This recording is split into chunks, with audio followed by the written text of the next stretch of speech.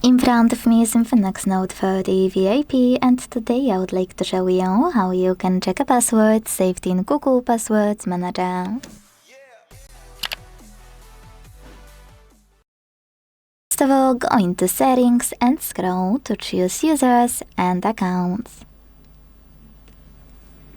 Now use gear icon next to Google and click on Google Password Manager. Now, to access any password, just click on it and continue by entering your screen lock.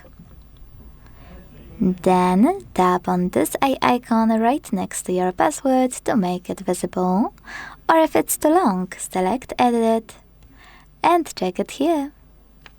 Thanks so much for watching. If you enjoyed this video, leave a like, comment and subscribe. Bye!